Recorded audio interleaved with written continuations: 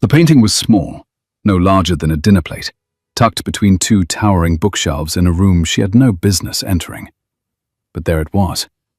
A girl of perhaps 5 years old, sitting on a velvet cushion the color of crushed raspberries, wearing a white lace dress with pearl buttons that caught the light like tiny moons. The girl's hair fell in dark curls around her shoulders. Her eyes, wide and serious, were the exact shade of amber that stared back at Ilara Voss every morning in the servant's washroom mirror. She dropped the feather duster. It hit the marble floor with a sound so small it should not have mattered. But in the silence of the Duke's private chambers, in the forbidden east wing of Ashworth Hall, it sounded like a crack of thunder. "Impossible," she whispered. Her legs would not move. Her hands would not obey. She stood frozen, a statue in a grey cotton dress and white apron, staring at a portrait that could not exist. Because no one had ever painted her as a child.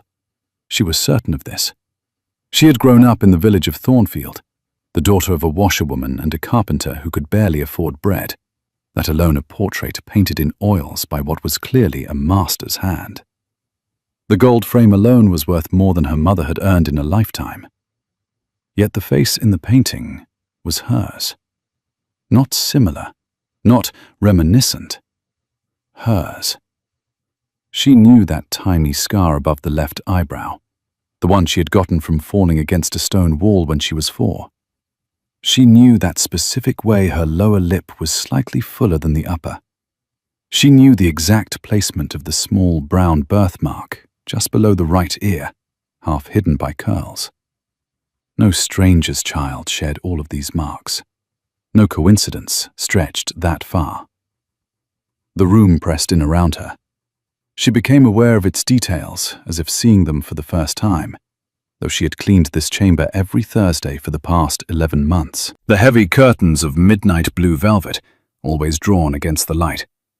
The writing desk with its locked drawers. The shelves lined with books in languages she could not read. The faint smell of cedar and old leather, and something else, something sharper, like ink that had not yet dried. And now this painting, which she had never noticed before, because it had been hidden behind a panel that today, for the first time, stood slightly open. Someone had been here before her. Someone had opened that panel and left it ajar. Whether by accident or design she could not say, but the result was the same. She had seen what she was never meant to see. A floorboard groaned somewhere beyond the door. Ilara snatched up the feather duster, pressed it to her chest like a shield, and forced herself to breathe. 1 breath. 2. The footsteps in the corridor grew louder, then softer, then faded entirely. A servant passing, nothing more. She looked back at the painting. The girl in the portrait sat perfectly still, as painted children do, but there was something in her expression that was not stillness at all. It was patience, as if the child knew that someone would come eventually to find her here, as if she had been waiting. Ilara reached out. Her fingers trembled. She touched the edge of the gold frame and felt the cold bite of metal against her skin. Real. Solid. Not a dream and not a trick of the light. She tilted the painting gently, and there on the back, written in a hand so elegant it looked like calligraphy, were 2 words and a date. My Aurora. 1793. The year she was born. Her name was not Aurora. Her name was Ilara Voss. It had always been Ilara Voss. Her mother had told her so 1,000 times, had sung her to sleep with the name on her lips, had written it in the family Bible in careful, unpracticed letters. Ilara Catherine Voss, born the 7th of March, 1793, in the village of Thornfield, county of Ashworth. But the child in the painting was her, and the Duke of Ashworth, a man who had never once looked at her, never once spoken her name, never once acknowledged her existence beyond a curt nod when she delivered his morning tea, had kept this portrait hidden in his most private room for what appeared to be her entire life. She closed the panel. She picked up the duster. She finished cleaning the chamber with hands that shook so badly she knocked a brass candlestick from the mantel and had to catch it before it struck the floor. She replaced everything exactly as it had been. She checked the panel twice to make sure it was closed precisely as she had found it. Not quite flush. That thin, dark line of shadow still visible between wood and wall. Then she walked out of the room, down the corridor, through the servants' passage, and into the kitchen, where she sat on a stool beside the bread oven and pressed her hands flat against her knees until they stopped trembling. Mrs. Calloway, the head cook, looked up from a pot of something that smelled of onions and rosemary. She was a broad woman, with flour on her sleeves, and a face that had seen enough of life to recognize trouble when it walked through her kitchen door. "You look as though you have seen a ghost, girl." "I am fine, Mrs. Calloway." "You are the color of unbaked dough, and your eyes are the size of saucers. That is not fine. Sit, eat something. There is bread from this morning and butter in the crock." Elara ate. The bread was warm, and the butter was salted, and she tasted none of it. Her mind was in the east wing, behind a wooden panel, staring at a face she knew better than any face in the world. My Aurora. Who was Aurora? Who was she? The question settled into her chest like a stone dropped into deep water. It sank and found no bottom. Ashworth Hall was the largest estate in the county, a sprawling monument to 300 years of the Ashworth family's power, ambition, and, if the village gossips were to be believed, their considerable capacity for secrets. The house itself was built of pale grey stone that turned silver in the rain and gold in the late afternoon light.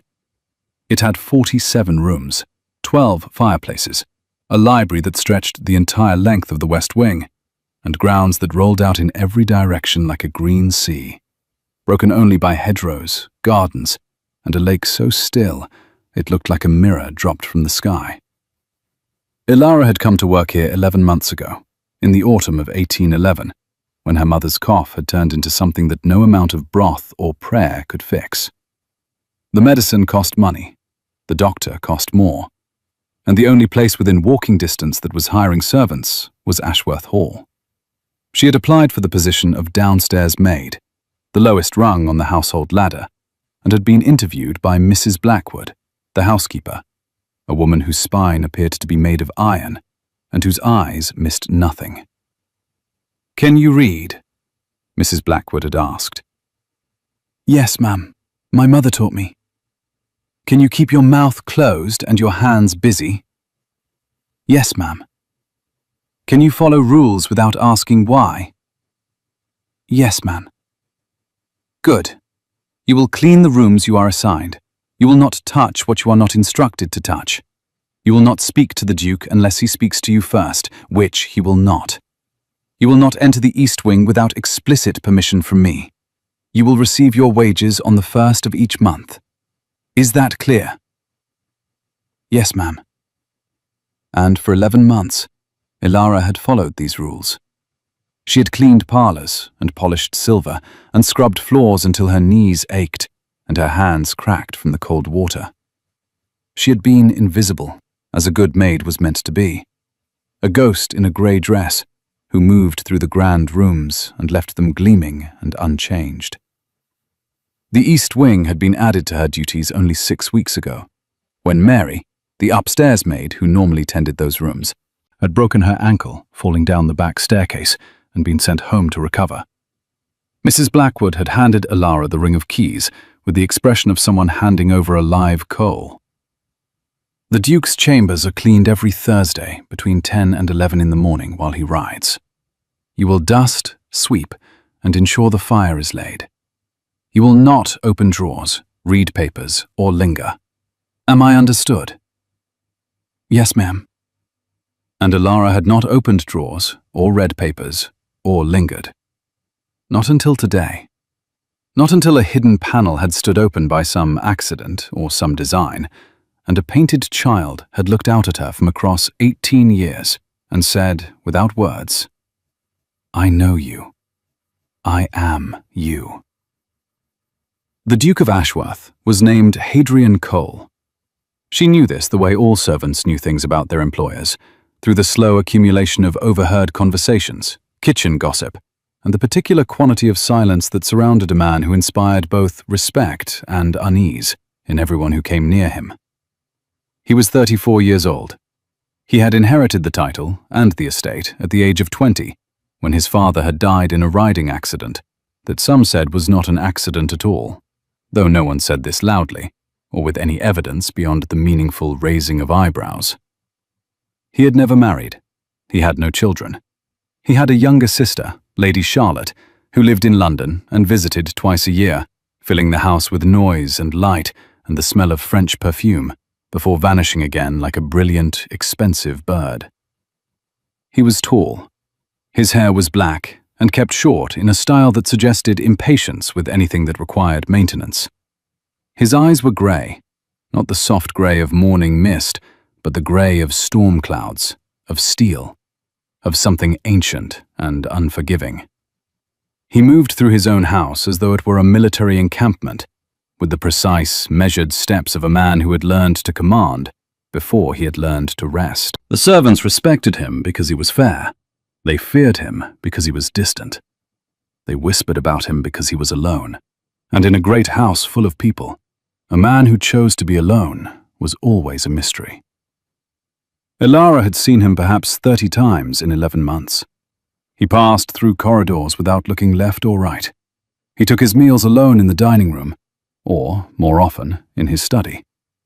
He rode every morning at 10, regardless of weather, on a black horse named Solomon that was as silent and controlled as its master. He returned at 11, handed the reins to the stable boy without a word, and disappeared into the house. He had never spoken to her. He had never looked at her long enough for her to believe he knew her name.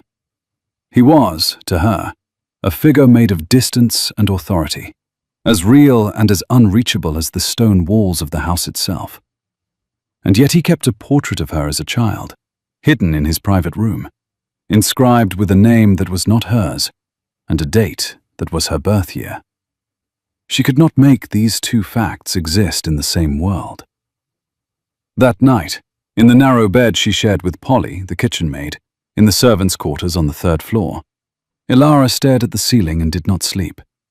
Polly snored gently beside her, one arm flung out across the pillow, lost in the uncomplicated dreams of someone who had never found a portrait of themselves where no portrait should be.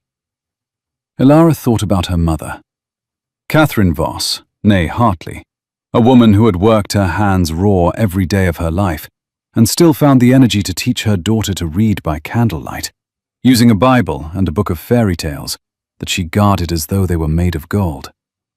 Catherine, who was now propped up in bed in their small cottage in Thornfield, growing thinner by the week, her cough a constant companion that no amount of medicine seemed to quiet.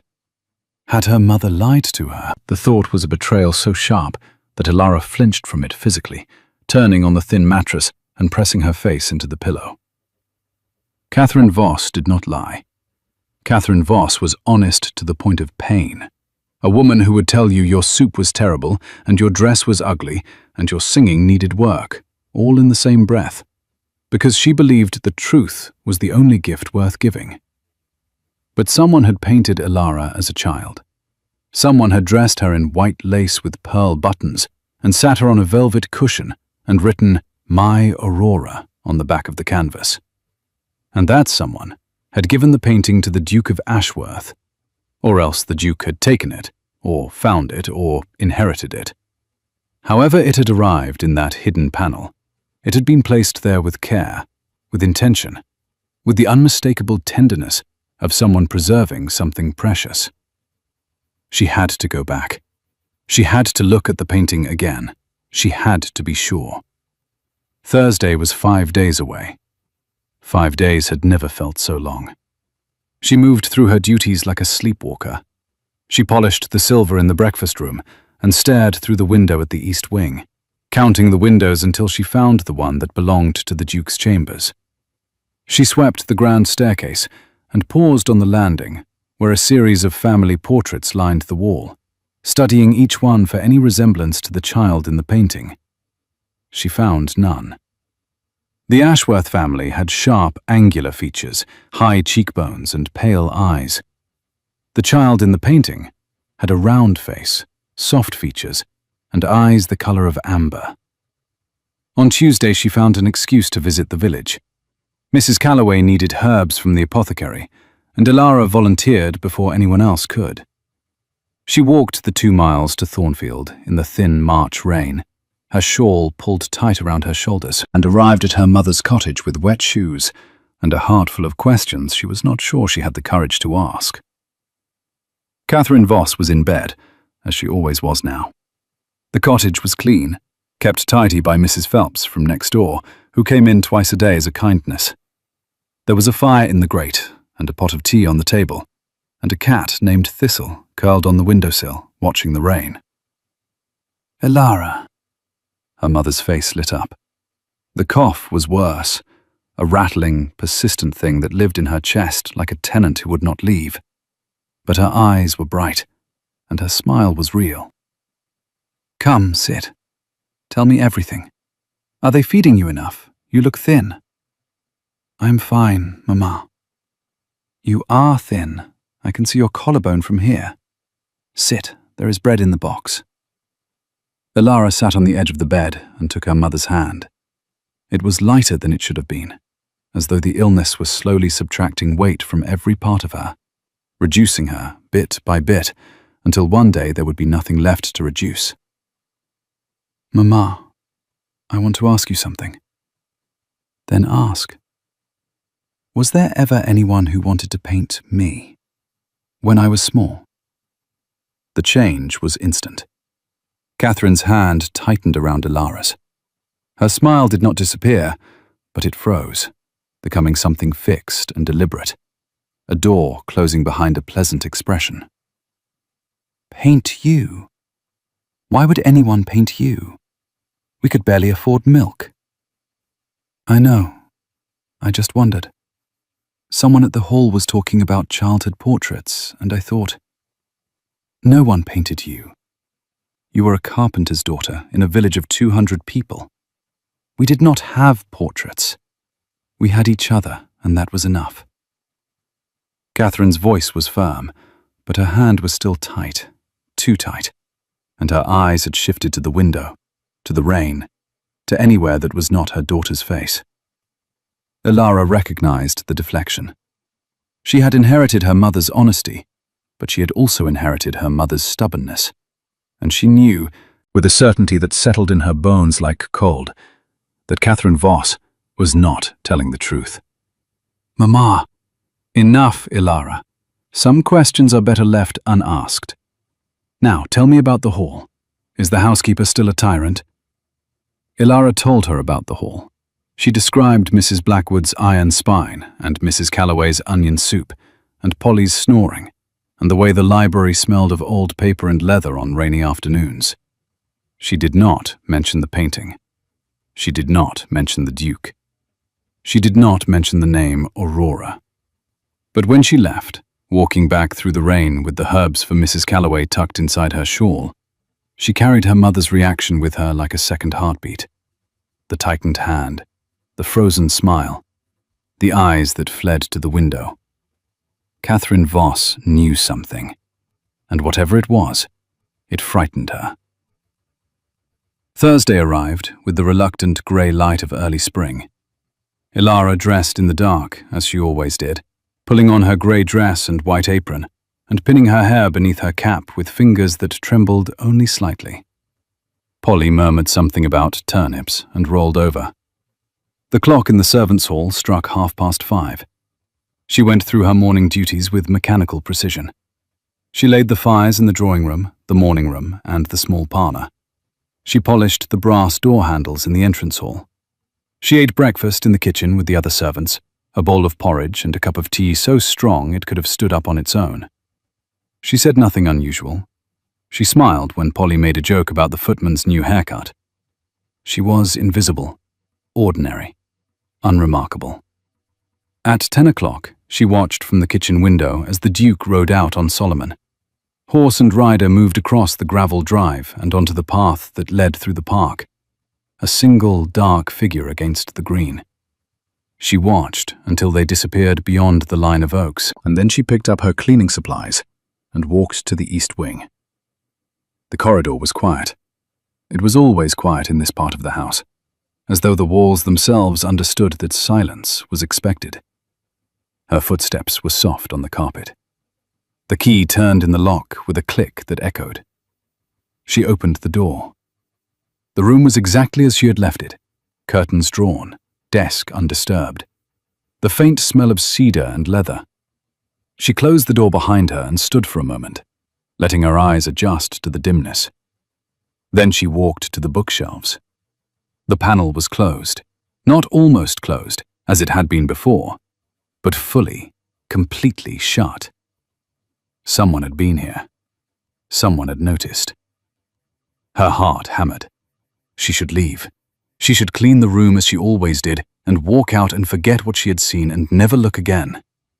That was the safe choice. That was the choice a sensible person would make. Ilara Voss was sensible in almost every area of her life. She was sensible about money and food and sleep and the careful management of her mother's medicine. But she had never been sensible about the truth. The truth, in Ilara's experience, was the only thing worth being reckless for. She pressed the edge of the panel. It did not move. She pressed harder. Nothing. She ran her fingers along the seam, searching for a latch, a catch, a mechanism. Her fingertips found a small indentation in the wood, no larger than a thumbnail. She pressed it. The panel swung open. The painting was gone. The space behind the panel was empty, clean, not even a dust mark to show that something had rested there. As though the portrait had never existed. As though she had imagined the whole thing. But she had not imagined it. She knew what she had seen. The white lace dress, the pearl buttons, the scar above the left eyebrow. My Aurora, 1793. She stared at the empty space and felt something shift inside her, something fundamental, like a key turning in a lock she had not known existed. The painting was gone because someone had moved it, and the only person who had access to this room, the only person who would know about a hidden panel in his own private chambers, was the Duke. He knew she had found it. The thought was ice in her veins. She closed the panel, cleaned the room with shaking hands, and left. For 3 days nothing happened. The Duke rode at 10 and returned at 11. He took his meals alone. He passed through corridors without looking left or right. If he was aware that his maid had discovered a secret portrait hidden in his chambers, he gave no sign of it. His expression, on the few occasions Ilara glimpsed it from a distance, was the same as it always was, composed, remote, unreadable, a face that gave away nothing because it had been trained, from childhood or from necessity, to hold everything behind its walls. But Ilara was watching now. Where before she had moved through the house with her eyes down, seeing only floors and furniture, now she observed. She noticed that the Duke's study light burned late into the night, a golden rectangle visible from the servants' courtyard when she went to empty the evening dishwater. She noticed that he had received 3 letters in as many days, each one sealed with a crest she did not recognize, dark red wax stamped with what looked like a rose wrapped in thorns. She noticed that Mrs. Blackwood visited his study after each letter arrived and stayed for exactly 15 minutes before emerging with an expression that was, for the first time since Ilara had known her, something less than perfectly composed. Something was happening in Ashworth Hall, something connected to the painting, or to Ilara, or to both. On Sunday, Ilara's half-day, she did not go to the village. Instead, she went to the library. The Ashworth Hall Library was a cathedral of books. 2 stories of shelves rose to a ceiling painted with clouds and angels and a sun that looked as though it was setting over a classical landscape. Rolling ladders on brass rails allowed access to the upper shelves. The windows were tall and narrow, letting in light that fell in long, warm columns across the reading tables. The air was thick, with the particular stillness that only accumulated knowledge could create, the patient silence of 10,000 stories waiting to be opened. Servants were not forbidden from the library. This was one of the few genuinely generous policies of the household, established, according to Mrs. Calloway, by the Duke's mother before her death. Any member of the household, from the butler to the scullery maid, could borrow books on their half-day, provided they were returned in the condition they were found. Ilara had used this privilege several times before, selecting novels that she read by candlelight in the narrow hours between work and sleep. Today she was not looking for novels. She found the family histories on a shelf in the far corner of the lower floor. They were bound in dark leather, stamped with the Ashworth crest in gold, and organized by generation. She pulled down the volume that covered the most recent period, 1770 to 1810, and carried it to a reading table by the window. The book was dry, dense, full of names and dates and property transfers and marriages, recorded in the clipped, formal language of someone who believed that facts were more important than feelings. She read through births and deaths and inheritances, through accounts of lands purchased and disputes settled, and titles passed from father to son with the mechanical regularity of a clock. She found what she was looking for on page 217. The entry was brief, almost dismissive, the way unpleasant things were often recorded in family histories, with just enough detail to acknowledge their existence and not one word more. In the year 1793, a child was born to Lord Ashworth, the entry read, referring to the current Duke's father. The child, a girl, was removed from the household shortly after birth, owing to circumstances of a sensitive and private nature. No further record exists. Ilara read the passage 3 times. Each time the words meant the same thing, and each time the meaning felt larger, heavier, more impossible. A child, a girl, born in 1793, removed from the household, her birth year. She turned the page, looking for more, for any detail, any name, any explanation of what circumstances of a sensitive and private nature meant. There was nothing. The next entry concerned a land dispute with a neighboring estate. The girl had been mentioned once and then erased. A single sentence in 300 years of family history. Ilara closed the book. Her hands were steady now. The shaking had stopped, replaced by something colder and more certain. A clarity that felt less like understanding and more like the moment before a storm, when the air goes very still and the birds go quiet, and you know that whatever is coming cannot be stopped. She was returning the book to its shelf when she heard the door open. She turned. The Duke of Ashworth stood in the library doorway. For a moment, neither of them moved. He was still in his riding clothes, tall boots and a dark coat that made his shoulders look broader than they were. His hair was damp from the mist outside. His grey eyes found her, and for the first time in 11 months, they stayed. He looked at her. Not through her, not past her, not with the general, unfocused acknowledgement of a man whose house contained dozens of servants whose individual existence rarely registered. He looked at her the way you look at something you have been both dreading and expecting, with a recognition so deep it seemed to pull the air from the room. His gaze dropped to the shelf where her hand still rested on the spine of the family history. Something moved across his face, fast and unreadable, like a shadow passing behind glass. "You have found the book," he said. His voice was low and even, and revealed nothing. Ilara's throat was dry. Every rule she had been given, every instruction from Mrs. Blackwood about silence and invisibility, and not speaking unless spoken to, pressed against the inside of her chest. But he had spoken to her, and she had never been good at silence when the truth was on the line. "I found the painting first," she said. The words landed between them like a stone dropped into still water. She watched the ripples cross his face, the tightening of his jaw, the slight narrowing of his eyes, the way his hands, which had been loose at his sides, closed into fists and then deliberately, carefully, opened again. "Yes," he said. "I know." "Who is Aurora?" The question hung in the air. The library was so quiet she could hear the clock on the mantelpiece ticking, each second a small, precise hammer blow against the silence. The Duke did not answer immediately.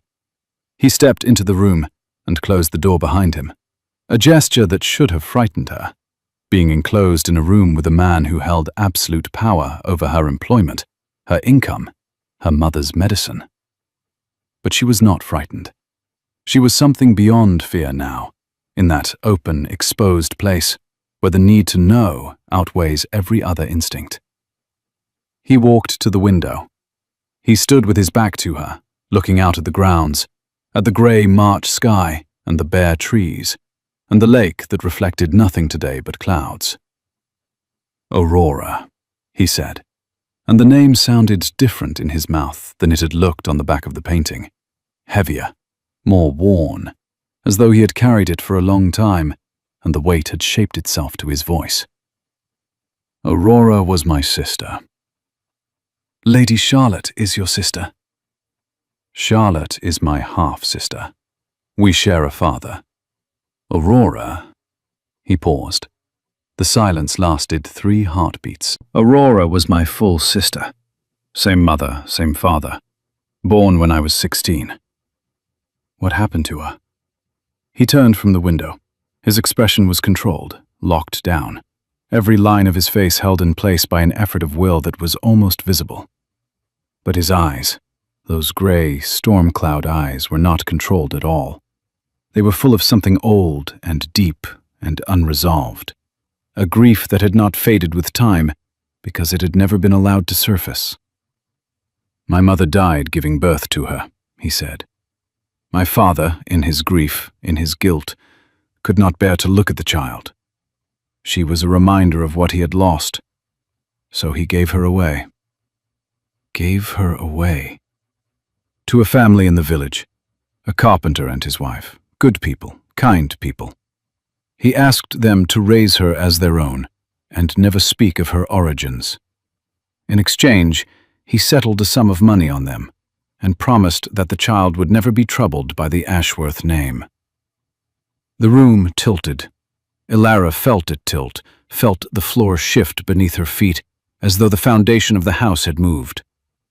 A carpenter and his wife, in the village. Her father had been a carpenter. Her mother was a carpenter's wife. "No," she said. The word came out as a whisper. "I was 16 when she was born," the Duke continued. His voice was steady, the steadiness of a man who had rehearsed this moment in his mind 1,000 times and was now delivering the words from memory rather than from feeling. "I held her once, for perhaps 10 minutes, before my father took her away. She had dark hair and amber eyes, and she looked at me as though she already knew who I was." Ilara pressed her hand against the bookshelf. The wood was solid beneath her fingers, real, anchoring. "I tried to find her," he said. "When my father died and I inherited the estate, I searched. But the carpenter and his wife had been careful. They had changed her name. They had moved to a different village. It took me years. And when I finally found her, she was already here. Here. Working in my house, cleaning my rooms, walking past me in the corridor every morning with her eyes down and her hair pinned under a white cap. And I could not say a word, because I did not know how to begin." Ilara's vision blurred. She blinked, and the tears she had not realized were forming spilled down her cheeks in 2 hot, silent tracks. "The painting," she said. "I commissioned it when she was 5. I hired an artist and sent him to the village to paint the carpenter's daughter under the pretense of a local patronage project. The carpenter's wife was pleased. She thought it was a kindness from a stranger. She did not know it was a brother who could not stop searching for the sister he had lost. His voice cracked on the last word. Just barely, just enough. He caught it and held it and continued. I have kept that portrait for 13 years. It is the only image I have of her. Of you. The word landed like a hand placed gently on a wound. You. Not her. Not Aurora. You. My name is Elara, she said, and her voice broke, and she did not try to fix it. Your name, he said, is whatever you choose it to be. I am not here to take anything from you, not your name, not your life, not the family you know.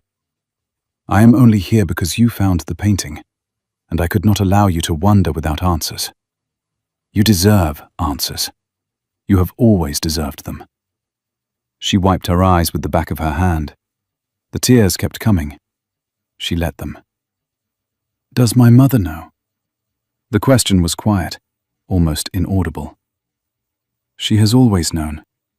Your father knew as well before he passed. They were good to you. Better than anyone in this family ever was. She lied to me. She protected you. There is a difference. My father's condition for the arrangement was absolute secrecy. If anyone learned the truth, the money would stop, and the family would be left with nothing. Your mother kept the secret because the alternative was poverty. She kept it because she loved you and could not risk losing the means to care for you. Elara thought of her mother's hand tightening around hers, the frozen smile, the eyes that fled to the window. Not lies, she understood now. Not betrayal. Fear. The deep, persistent fear of a woman who had been given a child to love and told that the price of keeping her was silence. Why did you let me work here? She asked. If you knew who I was, why did you let me scrub your floors? The question carried an edge she had not entirely intended, a sharpness born of confusion and grief, and the sudden, overwhelming awareness that her entire life had been constructed on a foundation she had not known existed. The Duke heard the edge. He did not flinch from it. I did not know, he said. Not at first. When you arrived, I saw the name Elara Voss on the household register and thought nothing of it. I did not see your face until 3 weeks after you began. You were laying a fire in the morning room, and you looked up as I passed, and I... He stopped. For the first time, his composure did not merely crack, but gave way entirely. For one moment, his face open and unguarded, and full of a pain so vivid it was almost physical. I saw my mother. The words fell into the silence of the library and stayed there, suspended, glowing faintly like embers in a dark room. You have her face, he said quietly. Her exact face. The same eyes, the same expression, the same way of looking at a person as though you can see straight through to the truth of them.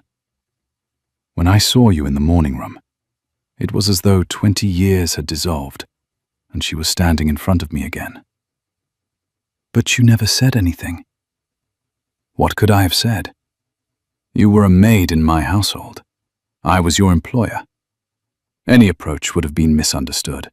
Any explanation would have upended your life. I told myself I would find the right moment.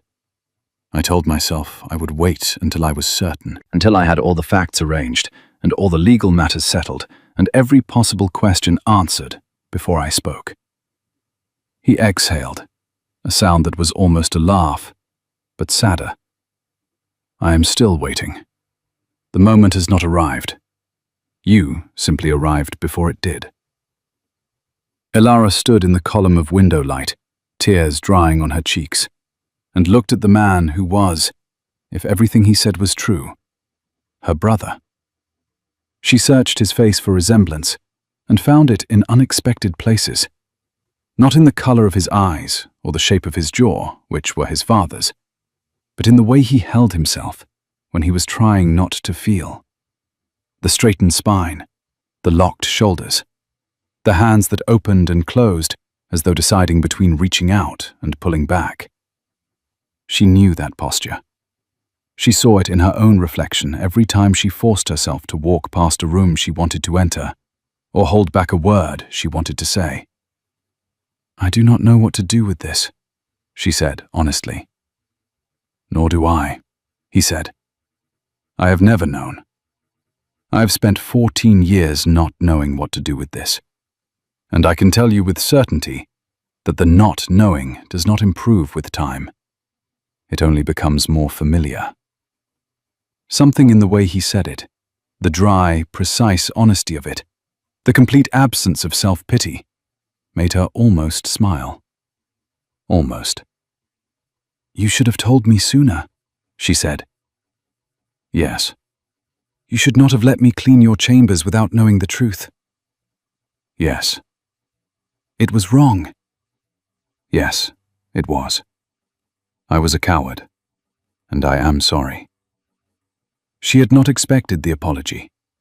She had expected justification, explanation, the careful logic of a powerful man who was accustomed to defending his choices. The simplicity of the sorry caught her off guard, and she felt something in her chest shift. Not forgiveness exactly, but the first distant possibility of it. A door left slightly ajar. "I need time," she said.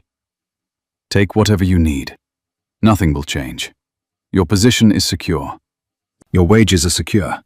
Your mother's medicine will continue. I ask nothing of you except that you know the truth, because you found it on your own, and it belongs to you." He moved toward the door, and she understood that he was leaving, that he was giving her the room and the silence and the space she had asked for, and that this was, for a man who had spent 14 years waiting to have this conversation, an act of restraint so profound it was almost painful to witness. "Your Grace." He stopped. His hand was on the door handle. "The painting. Where did you move it?" He was quiet for a moment. When he answered, his voice was so low she had to lean forward to hear it. "I keep it beside my bed. I have always kept it beside my bed. The panel was only for when the servants cleaned." He opened the door. "You were never meant to see it, Elara. But I think, perhaps, you were always meant to find it." He left. The door closed. The library returned to its patient silence. 10,000 books waiting on their shelves, holding their stories inside their covers, like secrets they were ready to release the moment someone asked. Elara sat down at the reading table. She put her head in her hands, and for the first time since she had come to Ashworth Hall, she allowed herself to cry without trying to stop, to feel without trying to manage, to be confused and overwhelmed and angry and grateful and frightened all at once. Because the truth was all of these things, and none of them, and something larger than all of them combined. She was not Elara Voss, daughter of a carpenter. She was not Aurora Ashworth, sister of a duke. She was both. She was neither. She was a woman sitting in a library with a broken history, and a brother she did not know how to claim, and a mother who had loved her enough to lie. The rain had started again. She could hear it against the tall, narrow windows. A sound like fingers tapping, patient and persistent. The world knocking gently at the glass and asking to be let in. 3 weeks passed. Elara continued her duties. She cleaned the East Wing on Thursdays. She polished silver and swept stairs and laid fires and carried trays. She was the same maid she had been before, performing the same tasks in the same grey dress. And yet everything was different, because she was different. Because knowledge, once gained, changes the person who holds it, even when nothing external changes at all. The Duke maintained his distance. He rode at 10 and returned at 11. He took his meals alone. He did not seek her out or send messages or create occasions for contact. He had said, "Take whatever you need," and he was keeping his word with a patience that she was beginning to understand was not coldness, but discipline. the hard-won discipline of a man who had learned that the things he wanted most were the things most likely to be destroyed by reaching for them too quickly. But small things changed. A book appeared on the servants' hall table one morning, a volume of poetry by a writer Elara loved, with a pressed flower marking a page she had once mentioned to Mrs. Calloway was her favorite. No note, no attribution, just the book, as though it had arrived by coincidence. A new blanket appeared on her bed, thicker and warmer than the thin wool she had been using. Polly assumed it was a surplus from the linen cupboard. Elara knew it was not. The doctor's visits to her mother increased from once a month to once a week. Catherine mentioned this in her letters with puzzled gratitude, noting that the doctor seemed to have acquired a sudden and inexplicable interest in her case, arriving with new medicines and new treatments that she could not possibly afford, but that were somehow being provided at no charge. These were the gestures of a man who did not know how to say, "I am your brother and I love you," but could not stop himself from showing it in every way that did not require words. Elara collected them like evidence. Each one was a small stone placed on a scale, tipping the balance, slowly and inevitably, towards something she was not yet ready to name. On a Tuesday in April, something disrupted the careful, fragile balance. Elara was polishing the banister in the entrance hall when the front doors opened and a man walked in who was not the Duke.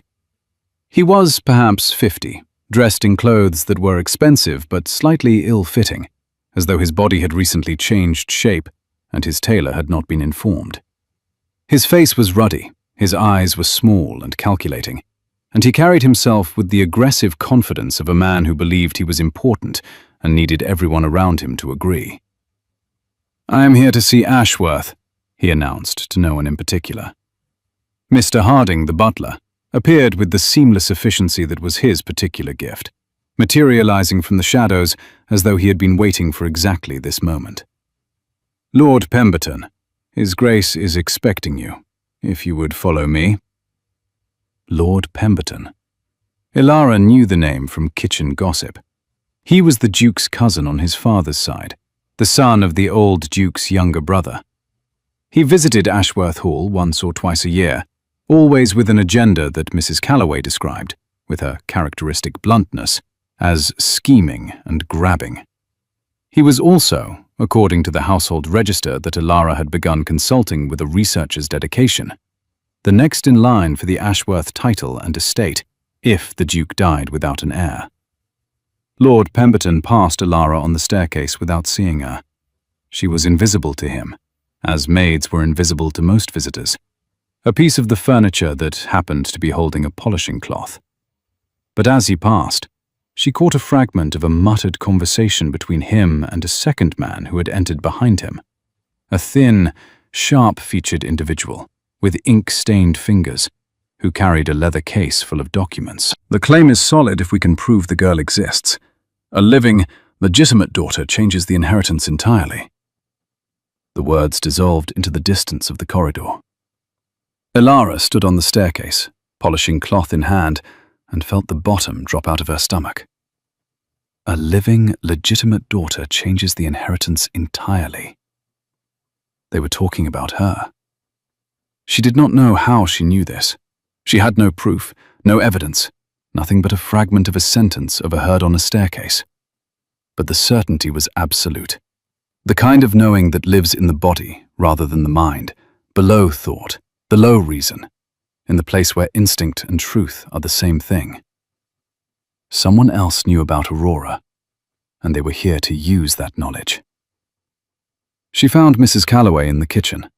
The cook was engaged in the violent preparation of a roast, attacking the meat with a cleaver as though it had personally offended her.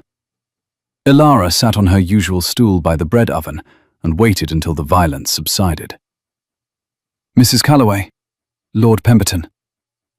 "That vulture." The cleaver came down with particular force. "What about him?" "He brought a man with him, thin, ink on his fingers, carrying documents." "That will be Mr. Greaves, his solicitor, a weasel in human clothing. They arrived together like bad weather." Mrs. Calloway wiped her hands on her apron and looked at Alara with the shrewd, assessing gaze that she usually reserved for ingredients she suspected of being past their best. "Why do you ask?" "I overheard something on the staircase." Servants who overhear things on staircases usually wish they had not. "He said something about a claim, about a girl, about the inheritance." Mrs. Calloway went very still.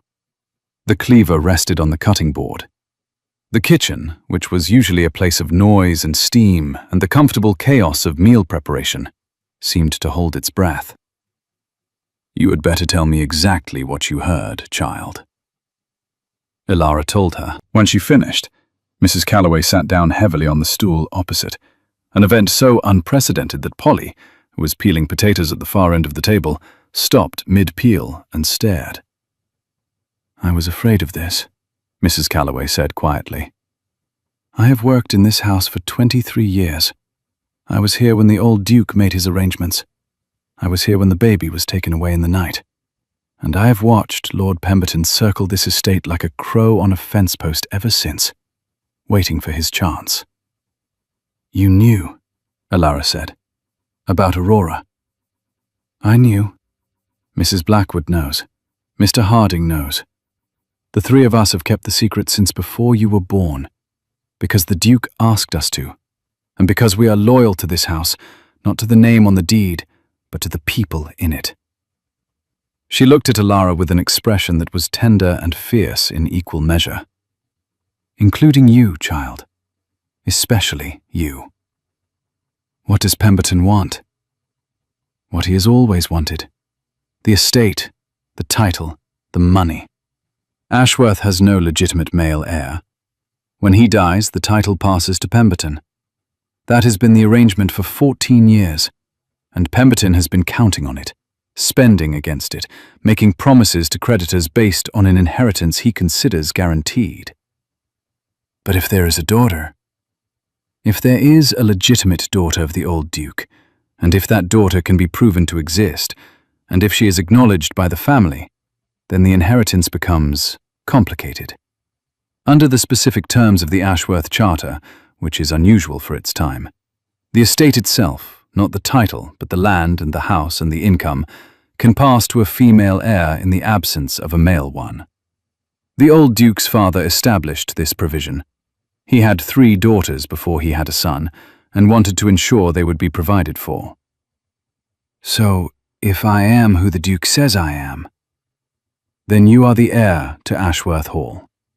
Not the title. The title dies with the Duke if he has no sons. But the house, the land, the income from the tenants, all of it would pass to you, rather than to Pemberton." The kitchen was quiet. Polly had given up all pretense of potato peeling and was watching the conversation with her mouth open. Mrs. Calloway shot her a look that could have curdled milk, and Polly returned to her potatoes with sudden and conspicuous dedication. "Pemberton has found out," Alara said. "It seems so. The question is how, and what he intends to do about it."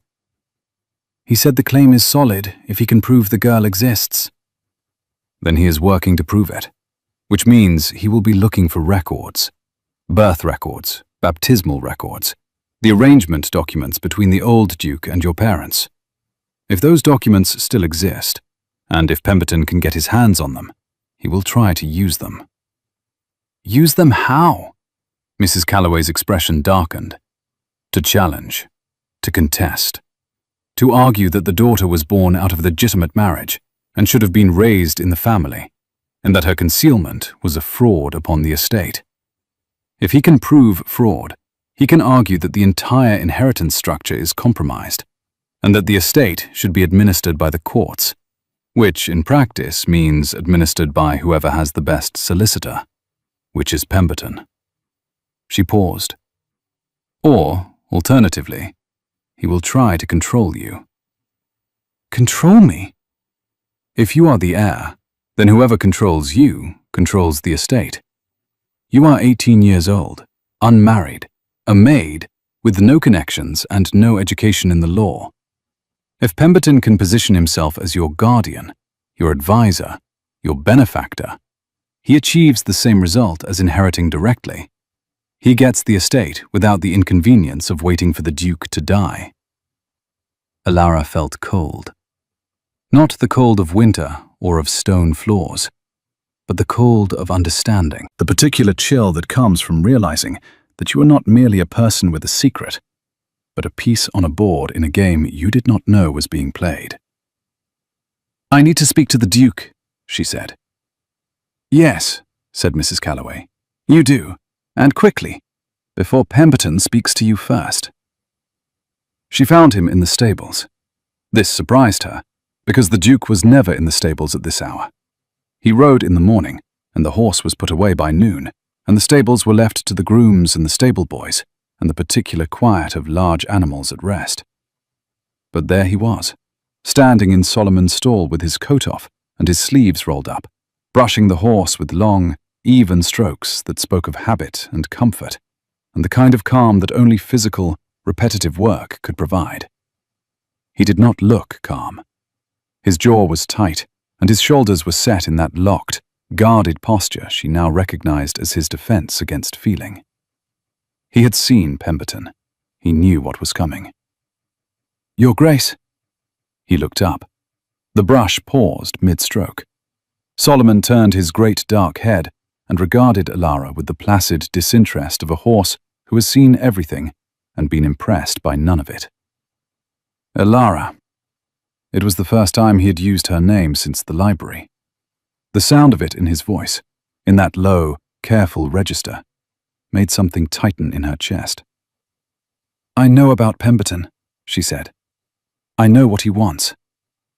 The Duke set down the brush. He stepped out of the stall and closed the gate behind him. In the diffused light of the stable, with straw on his boots and his hair slightly disordered, he looked less like a duke and more like what he actually was, a man carrying too much weight and trying to set it down without breaking anything. "What did you hear?" She told him. He listened without interrupting, his expression growing steadily more closed, more controlled, more locked down with each sentence. When she finished, he was quiet for a long time. "I had hoped for more time," he said, finally. "Time for what?" "To do this properly. To tell you the truth at a pace that did not feel like a catastrophe. To give you the chance to decide what you wanted before anyone else tried to decide for you." He ran a hand through his hair, an unconscious gesture that disrupted his composure in a way that was almost endearing. "Pemberton has been investigating for months. I received the first indication in January. Letters from my solicitor in London warning that someone had been making inquiries about the old Duke's personal affairs, specifically about the year 1793. I hoped to resolve it quietly. It appears I cannot." "What does he have?" "I do not know yet. The documents that prove your identity, the arrangement between my father and your parents, your true birth record, these were kept in my father's private safe. I have them. They are here, in this house. But Pemberton is resourceful, and the witnesses to the arrangement, the doctor who delivered you, the priest who baptized you under your true name, these are people who can be found and persuaded. Or bribed. Or bribed." He met her eyes. "I will not allow him to harm you, Alara. Whatever his plans, whatever his resources, I have spent 14 years protecting you from a distance. I will not fail at it now. I do not need protection. I need information. I need to understand what I am dealing with." Something shifted in his expression. It was small, barely perceptible, but she saw it. A flicker of something that might have been surprise, or might have been recognition. The look of a man seeing something familiar in an unexpected place. "You sound like my mother," he said quietly. "Then your mother was a sensible woman." The almost smile again. Not quite reaching his mouth, but present in his eyes, a ghost of warmth in all that grey. She was. Sensible and stubborn, and brave to the point of recklessness, and absolutely unwilling to let anyone else fight her battles for her. My father used to say that marrying her was like marrying a thunderstorm, beautiful and terrifying and impossible to control. He does not sound like a man who would give away his own daughter. The warmth vanished. The Duke's face closed like a door. He was not always the man he became. Grief changed him. Guilt changed him more. By the time you were born, he was already half destroyed by losses I will not detail, because they are not mine to share. Giving you away was not cruelty. It was the act of a man who believed he would damage everything he touched and wanted to spare at least one person from the wreckage. That is not his decision to make. No, it was not. And I have been angry about it for every day of my life since. But being angry at a dead man is an exhausting occupation, and I have found that it is more useful to focus on what can still be changed. What can be changed? He leaned against the stable door. Solomon huffed behind him, a warm breath that stirred the straw at their feet. The late afternoon light came through the high windows in golden shafts, catching dust motes and the faint steam of the horse's body, creating an atmosphere that was warm and close and unexpectedly intimate, as though the stable had become a confessional. "Everything," he said, "if you wanted to. I can acknowledge you publicly as my sister. I can have the documents verified and filed with the courts. I can establish your claim to the estate in a way that is legally unassailable. Pemberton's schemes depend on secrecy and control. If the truth is public, if you are known and recognized, he has nothing to leverage." "And what happens to me?" "You stop being a maid. You become Lady Aurora Ashworth, daughter of the late Duke, sister of the current one. You would have a place in this house, not as a servant, but as family. You would have an income, an education, a future that extends beyond polishing silver and laying fires." "I would lose everything I know." "Yes." The honesty was absolute. He did not soften it, did not wrap it in reassurance or false optimism. He laid the cost on the ground between them and let her see it for what it was. "My mother," Ilara said, "would always be your mother. Nothing I do changes that. Catherine Voss raised you, loved you, sacrificed for you. No document, no title, no legal proceeding alters the fact that she is your mother in every way that matters." "She is dying." The words came out before she could stop them. They hung in the stable air, raw and undecorated, a truth she had been carrying for months and had never said aloud to anyone. The Duke went very still. His eyes, those grey, guarded eyes that she was beginning to read despite their defenses, filled with something she could not name. Not pity, something deeper than pity, something that recognized loss not as an abstract concept, but as a lived, ongoing experience, the kind of knowing that only comes from having lost something yourself. "I know," he said. "The doctor reports to me. I am sorry, Ilara. I am more sorry than I know how to say." "Then say nothing, just—" She stopped. She did not know what she wanted. She did not know how to ask for it.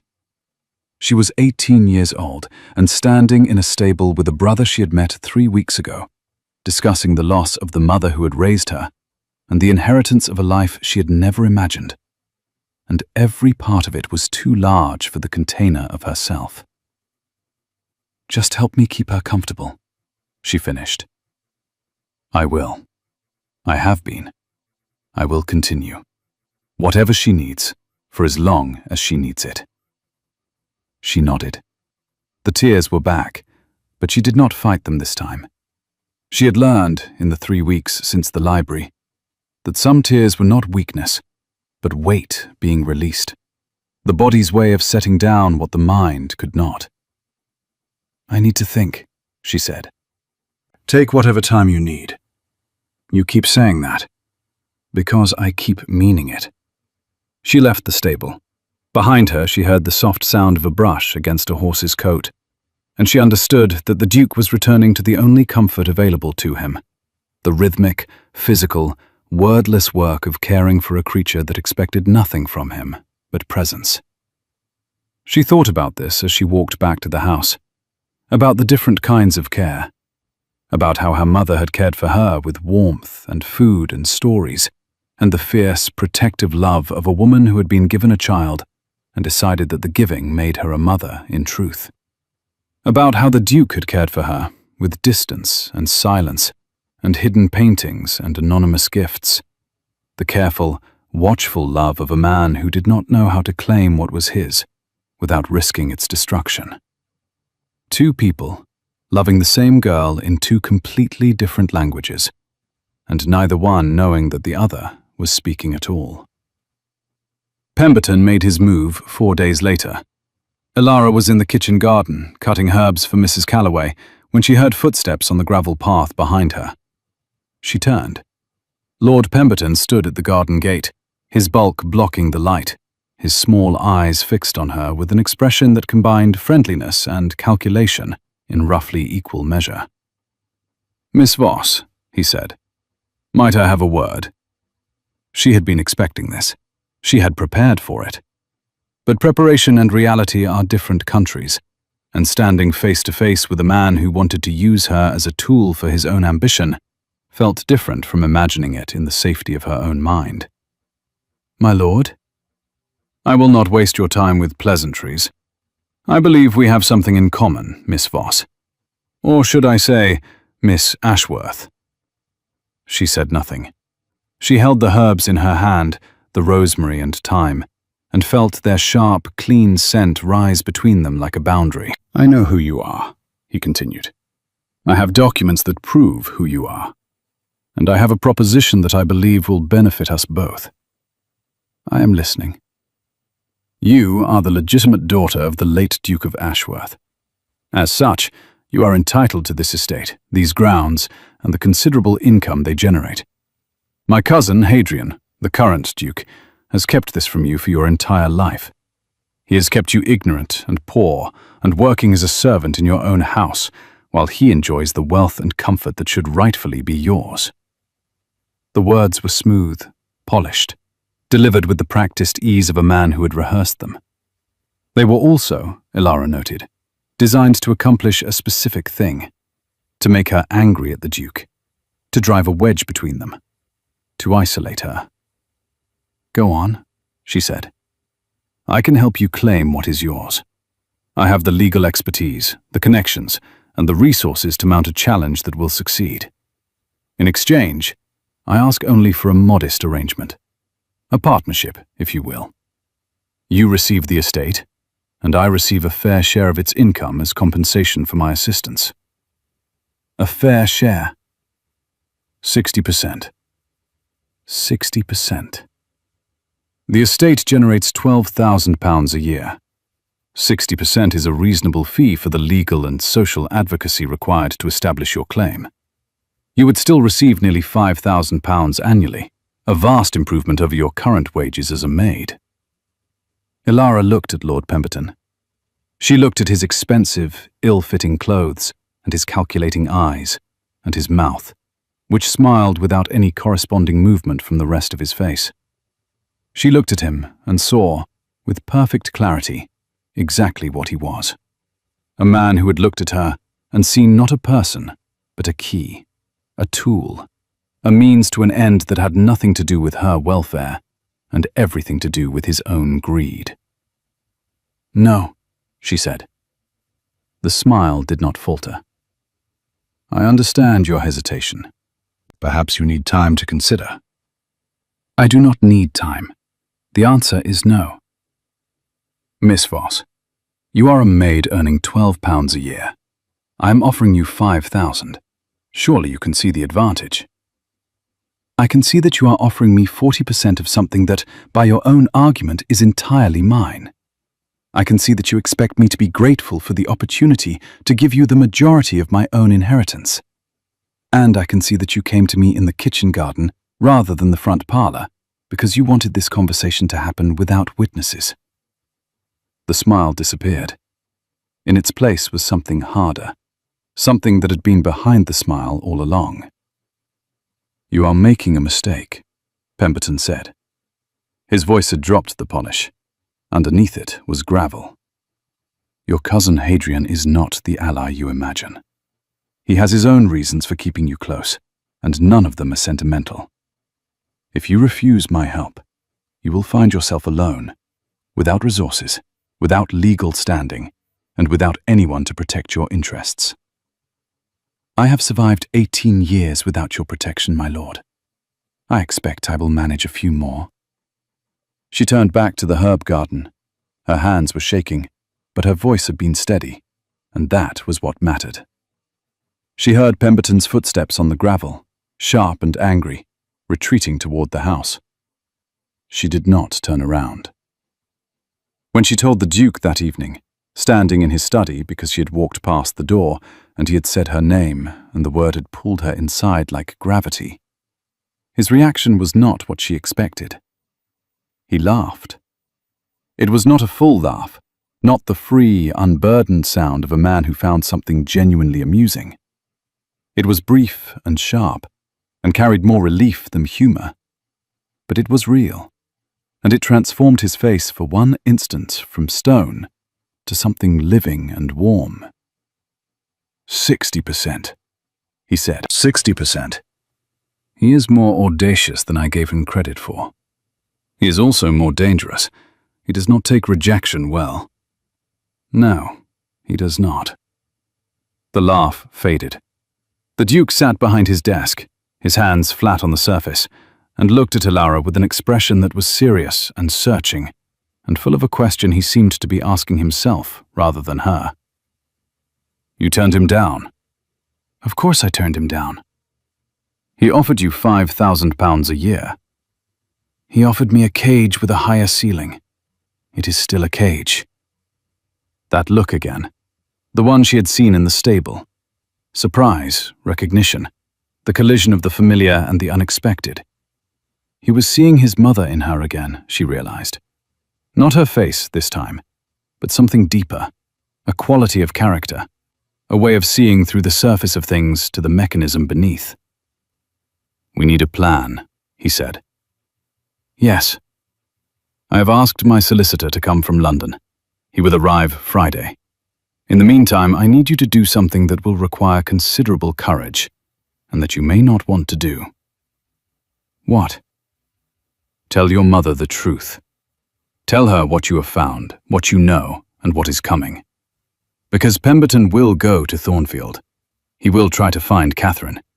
He will try to use her fear and her illness and her love for you as leverage.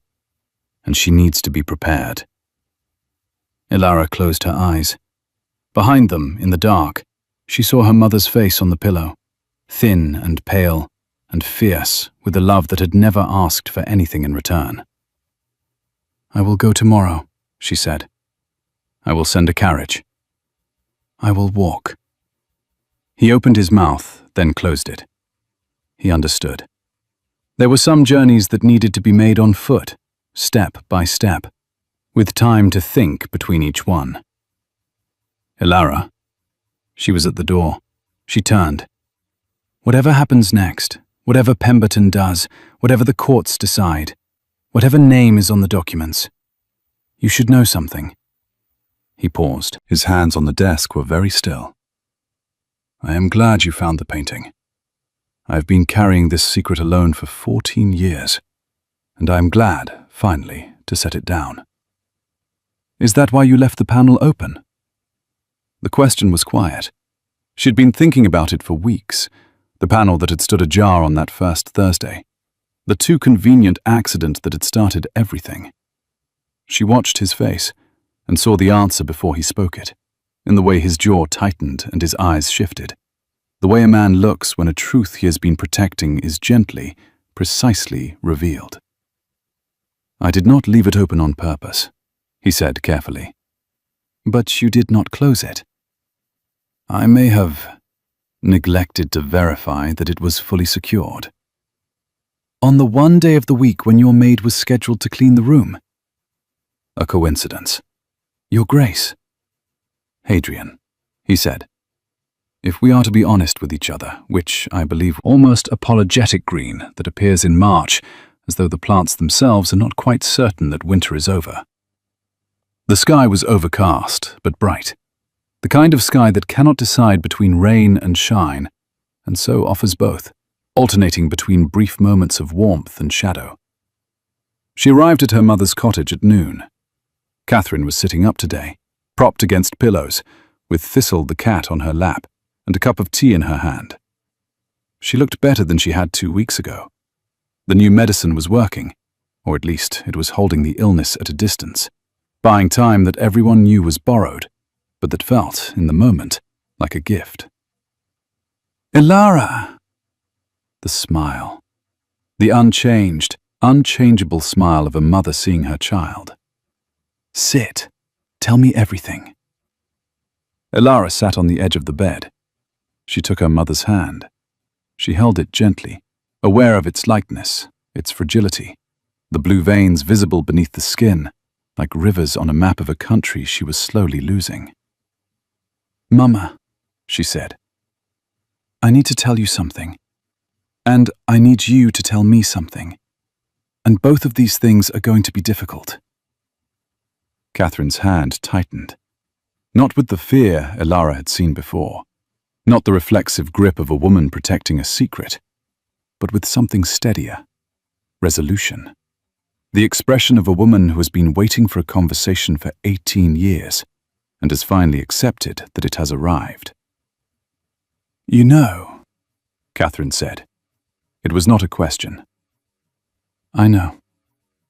Catherine closed her eyes. When she opened them, they were bright with tears, but her voice was clear.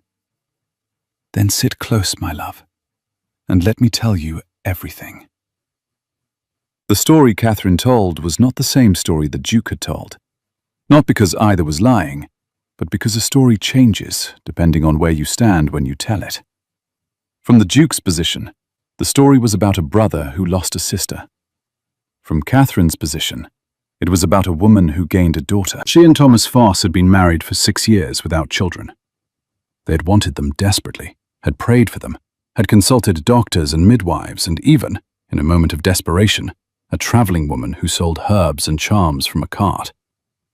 Nothing had worked. Catherine had begun to accept, with the quiet grief that accompanies the slow death of a hope, that she would never be a mother. Then, one night in March, a carriage had arrived at their door.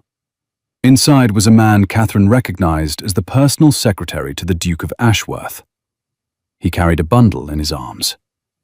The bundle was a baby girl, 3 days old, with dark hair and amber eyes, and a cry that filled the small cottage like music. The secretary explained the arrangement. The child was the Duke's daughter. The Duke wished the child to be raised in secrecy by a good family, away from the estate. In exchange, the family would receive a sum of money, paid annually, sufficient to provide for the child's needs. The conditions were absolute. The child must never know her origins. The family must never contact the Duke. The child's name must be changed. The arrangement must never be spoken of to anyone, under any circumstances, for as long as any party to it lived. Catherine had looked at the baby. The baby had looked at Catherine. And in that exchange of gazes, in that moment of mutual recognition between a woman who wanted a child and a child who needed a mother, the decision was made. They named her Ilara, after a character in a story that Catherine's grandmother had told her as a child. A girl who found her way home through a forest of impossible darkness by following the sound of her own name. I did not lie to you, Catherine said. Her voice was thick with tears, but steady with conviction. You are my daughter. You have always been my daughter. The fact that someone else gave birth to you does not change what I know in my heart, which is that you were meant to be mine. You were brought to me in the night like a miracle, and I've loved you every moment of every day since, and I will love you every moment of every day that remains. And if I lied about one thing, I never lied about that. Ilara could not speak. The tears on her cheeks were hot and constant, and she did not wipe them. She held her mother's hand, this woman who had lied and sacrificed and loved in equal measure, and felt the world rearrange itself around a new understanding. "I am not angry," she said, when she could say anything at all.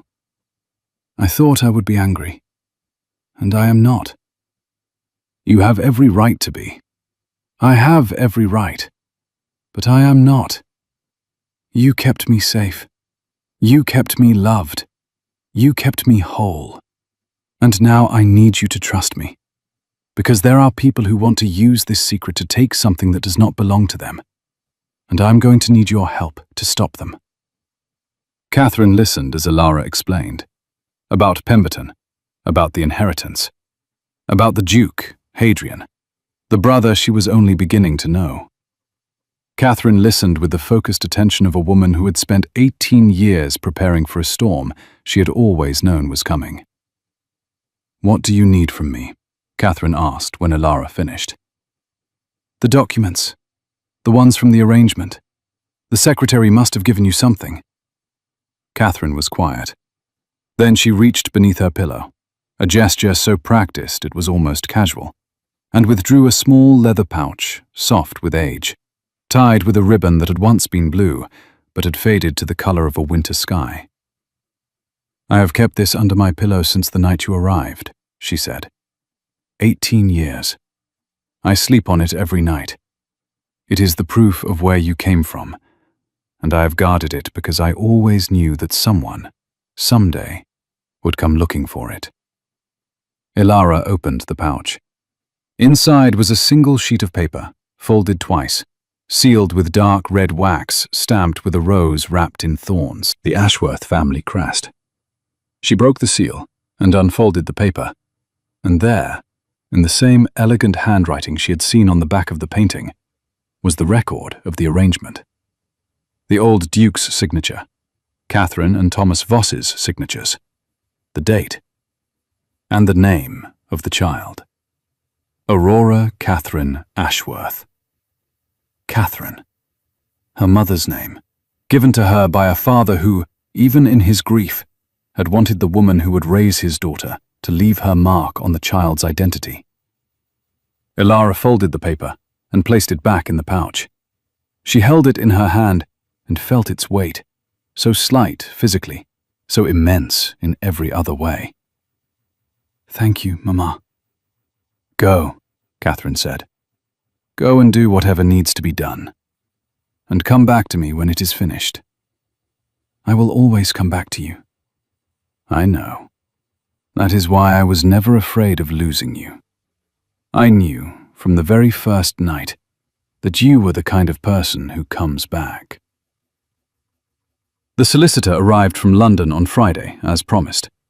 His name was Mr. Whitfield, a quiet, precise man with spectacles and an air of competence so thorough it was almost visible, surrounding him like a personal atmosphere. He set up in the Duke's study, with documents and correspondence, and a pot of tea that Mrs. Calloway replenished every 2 hours without being asked. Elara sat in the study, at the Duke's invitation, and listened as Mr. Whitfield laid out the legal landscape, with the clear, methodical care of a man who believed that the law, properly understood, was the most powerful tool in existence. The situation was this. The Ashworth Estate Charter, written in 1692, allowed for female inheritance of the estate's property and income in the absence of a direct male heir. This was unusual, but not unprecedented. The title itself could not pass to a woman, but the house, the lands, and the income could. If Elara's identity was established and acknowledged, she would become the legal heir to the estate, superseding Lord Pemberton's claim. Pemberton's strategy, Mr. Whitfield believed, was twofold. First, he would attempt to prove that Elara's birth was not legitimate, arguing that the old Duke had never formally recognized her. Second, and more dangerously, he would argue that the concealment of her existence constituted a fraud upon the estate, which would allow him to petition the courts for control of the property as the next eligible male relative. "The first argument is weak," Mr. Whitfield said, adjusting his spectacles. The arrangement document, signed by the old Duke, constitutes formal recognition. The second argument is stronger, because fraud upon an estate is a serious matter, and courts take it seriously. However, the fraud argument depends on demonstrating that the concealment was done to deprive someone of a rightful claim. Since the concealment was done at the request of the old Duke himself, the argument collapses. You cannot defraud yourself. Can Pemberton argue that the current Duke committed fraud by continuing the concealment? Ilara asked. Mr. Whitfield looked at her over his spectacles with an expression of mild surprise and considerable approval. He can argue it. He will argue it. And it is the most dangerous element of his strategy, because the current Duke did, in fact, continue the concealment after inheriting the estate and discovering the truth. A court might ask why. The Duke, who had been sitting behind his desk in his customary posture of rigid composure, spoke for the first time. Because I was trying to protect her. I understand that, Your Grace. A court may also understand it. But a court may also see it as a man protecting his own inheritance by keeping a rival claimant ignorant and impoverished. Pemberton's solicitor will certainly present it that way. The room was quiet. Ilara looked at the Duke. He looked back. In his eyes, she saw the ghost of the fear he had described in the stable, the fear of damaging what he loved by reaching for it. Then we do not let them present it that way, Ilara said. We get ahead of it. We acknowledge the truth, publicly, voluntarily, before Pemberton can file anything. If the Duke comes forward on his own, it is not concealment. It is a private family matter, being resolved in its own time. Mr. Whitfield smiled. It was a small smile, the kind that a teacher gives a student who has arrived at the right answer by their own reasoning. Precisely, Miss Voss, or rather, Miss Ashworth, if you choose to accept that name. She looked at the Duke. He looked at her. The question was there, the same question that had been there since the library, the central question of this entire, extraordinary, impossible, life-altering month. Will you claim this? Will you claim me? I am going to need time to decide about the name, she said. Of course. But I will accept the truth. Publicly. On one condition. Name it. I do not want to stop being a maid. The Duke blinked. Mr. Whitfield's eyebrows rose to a height that seemed architecturally impossible. Not forever, Ilara continued. But I do not want to wake up tomorrow in a different bedroom, wearing different clothes, and pretending to be someone I have not yet figured out how to be. I want to keep my duties, at least for now. I want to keep my room, at least for now. I want the truth to be public, but I want my life to change at my own pace, not at Pemberton's pace, and not at the court's pace. I have spent 18 years being Ilara Voss. I cannot become Aurora Ashworth overnight. The transition needs to be mine. The Duke was quiet for a long time. When he spoke, his voice was rough. You are remarkable. I am practical. There is a difference. In my experience, the two are the same thing. He extended his hand across the desk. It was the first time he had offered her a gesture of physical connection, the first time he had reached across the distance he had maintained since their first conversation in the library. His hand was steady. His eyes were not. She took it. His grip was warm and firm, and she felt, in the contact, the echo of 1,000 gestures he had wanted to make and had denied himself. Every time he had passed her in the corridor and wanted to stop. Every time he had seen her carrying firewood and wanted to take it from her. Every time he had heard her voice through a closed door and wanted to open it. Welcome home, Ilara, he said. The public acknowledgement was made the following week, in the form of a legal declaration filed with the county court and a letter published in the county newspaper. The language was careful, composed by Mr. Whitfield with the precision of a man crafting a lock that only one key could open. It stated the facts without embellishment. That Ilara Catherine Voss, née Aurora Catherine Ashworth, was the legitimate daughter of the late Duke of Ashworth, that her existence had been concealed at her father's request, and that the current Duke, upon confirmation of her identity, wished to acknowledge her publicly and formally as his sister and as a member of the Ashworth family.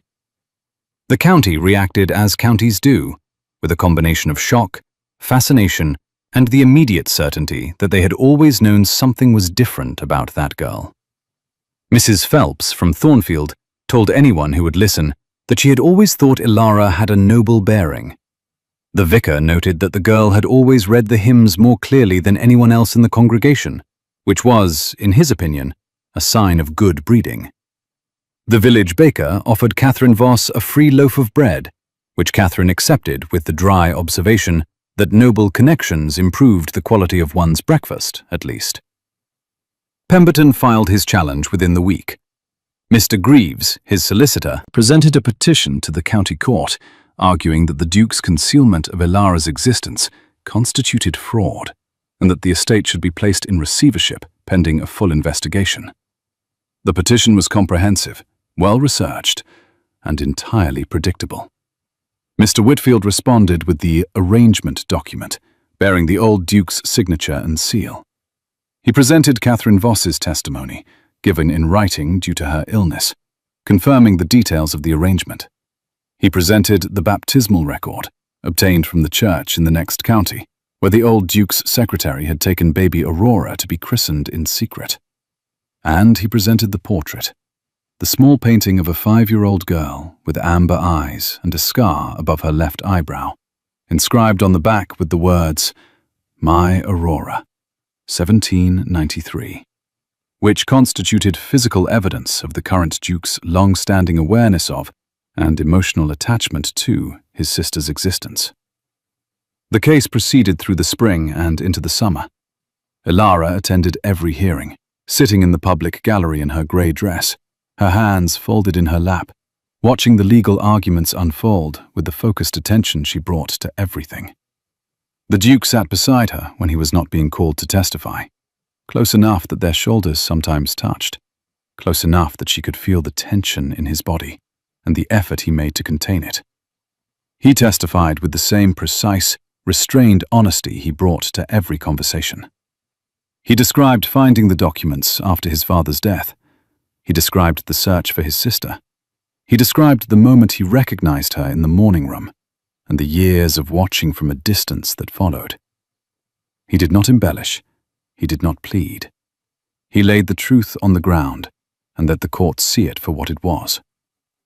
When asked why he had not acknowledged Ilara immediately upon discovering her identity, he was silent for a long moment. Then he said, in a voice that carried to every corner of the courtroom, "Because I was afraid. I was afraid of disrupting her life. I was afraid of the responsibility. And I was afraid that if I told her the truth, she would look at me and see not a brother, but a stranger who had allowed her to live in poverty while he lived in comfort. I was a coward. The court may judge me for that. I have already judged myself." Ilara, in the gallery, felt her throat tighten. Beside her, Mrs. Calloway, who had come to offer moral support and had brought a bag of sandwiches because she believed that no legal proceeding should be endured on an empty stomach, muttered something under her breath that sounded very much like, "That boy," spoken with the exasperated tenderness of a woman who had watched a child grow into a man and loved him through every difficult stage. Pemberton's case unraveled over the course of 3 hearings. Mr. Whitfield dismantled each argument with the methodical pleasure of a man taking apart a machine to show that its components did not fit together. The fraud argument failed because the concealment was initiated by the old Duke himself. The legitimacy argument failed because the arrangement document constituted formal recognition. The receivership argument failed because the current Duke had voluntarily and publicly acknowledged Ilara's claim, which demonstrated good faith rather than fraudulent intent. On the 14th of July, the court ruled in favor of the Duke and Ilara. The Ashworth estate charter was upheld.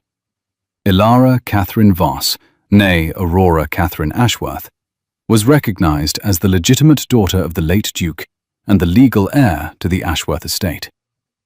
Lord Pemberton's petition was dismissed with costs. Pemberton left the courthouse without looking at anyone. His solicitor followed, carrying the leather case of documents that had become, over the course of the proceedings, progressively lighter, as one argument after another was removed and discarded. They climbed into a carriage and drove away, and Ilara watched them go and felt nothing. No triumph, no satisfaction, no vindication. Only the flat, exhausted relief of someone who has been carrying something heavy for a very long time and has finally been allowed to set it down. The Duke stood beside her on the courthouse steps. The July sun was warm on the stone, and the air smelled of summer, of cut grass and roses, and the particular golden quality that English afternoons take on when the light is at its longest and most generous. "It is done," he said. "Yes." "How do you feel?" She considered the question. She considered the courtroom behind her and the road ahead and the house waiting in the distance, its pale grey stone catching the light, its 47 rooms holding secrets she was only beginning to discover. "Hungry," she said. The Duke looked at her. She looked at him. And then, for the first time, they laughed together. A real laugh, full and free and completely unguarded. The sound of two people who have survived something difficult and discovered, on the other side of it, that they understand each other in a way they did not expect and cannot entirely explain. Mrs. Calloway, standing 3 steps below with her bag of sandwiches, said, "I told you, no one should go to court without provisions," and began distributing ham and cheese with the calm efficiency of a woman whose solutions to life's problems were frequently and correctly food-based. They ate sandwiches on the courthouse steps. The Duke of Ashworth and his sister and his cook, sitting in the sun, eating ham and cheese, laughing at nothing and everything. And if anyone passing thought the sight was unusual, they had the good sense not to say so. The summer that followed was the strangest and the sweetest of Ilara's life. She kept her word and continued her duties, though the duties themselves shifted gradually as Mrs. Blackwood, with her characteristic efficiency, began training her in the management of the household she would one day own. Ilara learned about tenants and rents and crop rotations and the maintenance of a 300-year-old building that seemed to require constant, expensive attention. She also learned about her brother. Hadrian was, she discovered, a man of quiet and specific habits. He read in the evening by the fire. He kept a journal that he wrote in every night before bed. He was an excellent rider and a terrible card player. He had a dry, precise sense of humor that emerged without warning and disappeared just as quickly. He could discuss literature and philosophy and the proper management of drainage ditches with equal authority and passion. He was generous to his tenants, fair to his servants, and completely, utterly, helplessly unable to express his emotions directly. She learned this last quality most clearly one evening in September when she found him in the library, standing before a portrait of their mother that hung above the fireplace. He was not looking at it.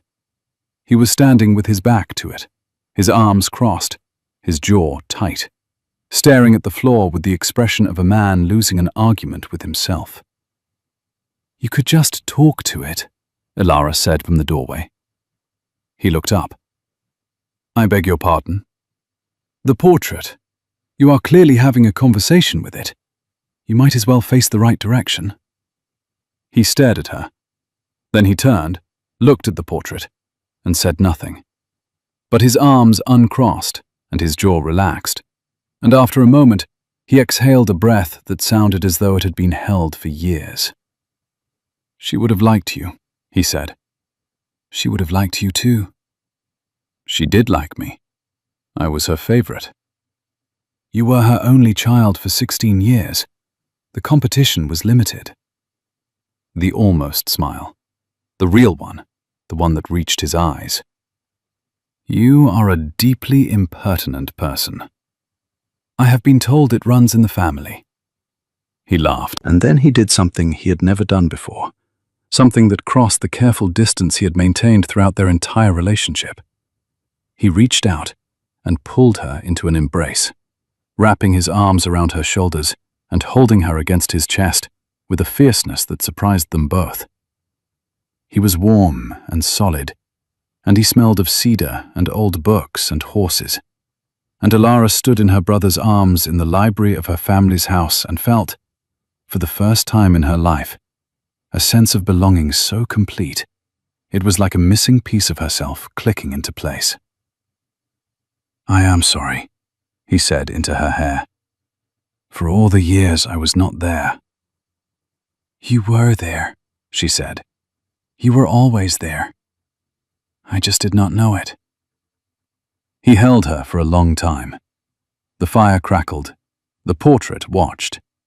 And outside, the September evening settled over Ashworth Hall like a blanket, gold and warm, and full of the quiet promise that the best things, the truest things, the things most worth having, are always the things that take the longest to arrive. Catherine Voss died on a Tuesday in October, with the leaves turning gold outside her window, and Thistle the cat on her lap, and Alara holding her hand. She died quietly, as she had lived, without drama or fanfare, with a final squeeze of her daughter's fingers, and a whisper that Alara had to lean close to hear. "You were the best thing," Catherine said. "The very best thing." And then she was gone, and the room was quiet, and the leaves went on turning because that is what leaves do. They turn and fall and return, season after season, in a cycle of loss and renewal that is the oldest story there is. The Duke came to the funeral. He stood at the back of the small village church in Thornfield, in a dark coat, with his hands folded and his head bowed. And he paid his respects to the woman who had raised his sister with the same silent, serious reverence he brought to everything that mattered. He did not speak to anyone. He did not draw attention to himself.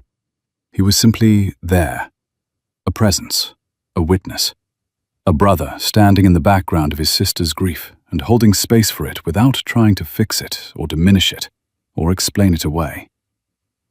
After the service, after the mourners had dispersed and the grave had been covered and the vicar had said his final words, the Duke and Alara walked back to Ashworth Hall together.